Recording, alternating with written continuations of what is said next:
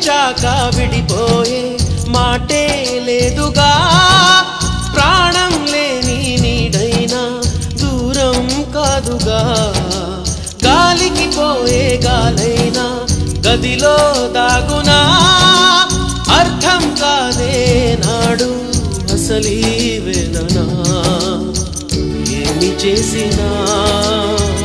ఎవ్వరాపినా ప్రేమాగునా దైవమా అనగనగనగా ఒక ఊళ్ళో ఉందో గోరిక